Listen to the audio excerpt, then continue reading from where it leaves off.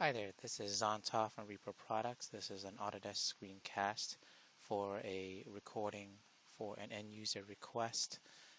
The issue is he's searching for a steel profile in Revit, an H300 by 300 by 10 by 16, which is a SEA profile region, and he needs to know how to use it properly within the Autodesk library. Also, if possible, to import the profile library in Advanced Steel into Revit. So from the purposes of the Revit standpoint, here I am in Autodesk Revit 2017, and so I'm in 2017 Revit. If I click New under Families and scroll down and look at, say, Structural Column, I'm not sure exactly what you're going to be using this particular one for, but we'll start with Structural Column. Hit Open, creates a new family, and if we head over to the Family and Categories and Parameters, in here, there's a little window that says Section Shape, and if you click inside here, you can specify a shape that you want. So for this particular H300 by 300 by 10 by 16, the closest I could find is like an I shape, and it's just a matter of trying to pick something that makes a lot of sense for what you're trying to do. You can tweak and adjust it after the fact. So let's just use this I shape parallel flange. The reason we do this, I'm going to cancel this for a second, is that when we look at the Family Types window, you're going to notice here it just has basic data of structural material and identity data content.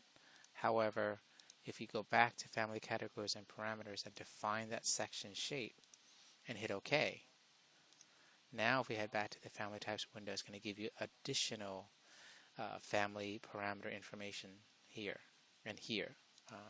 And you can input the values, and depending on which ones that you have to work with, you can select and you may be able to adjust. Most of them are going to say built-in parameter.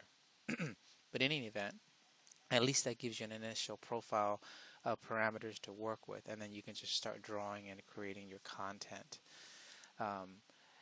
The other potential thing you might be able to do is go to Component, click Yes, and load in a component. And let's say we look at a detail item and look for metals, look for steel, and look for a particular shape that you want to work with.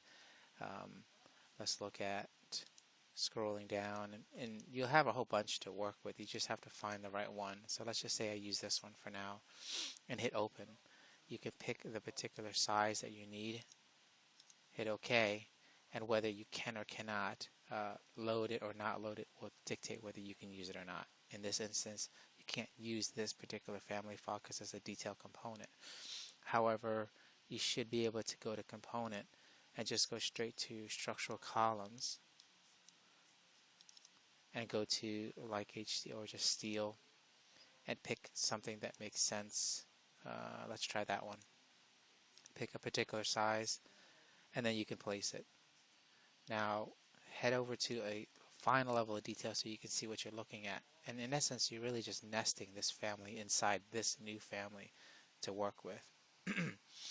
I'm not sure at this point in regards to the advanced steel portion into Revit, but I do know that within Revit 2017 itself, let's look at a structural starting file here, and we head over to structure.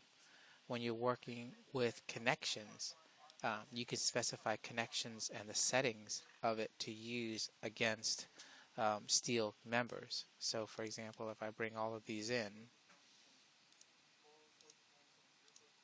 and then I start to build my steel design, so let's I put in a column here and I'll put in a beam over here and look at it in 3D, you already have by default some shapes to work with that might help you with your H300 by 300 by 10 by 16.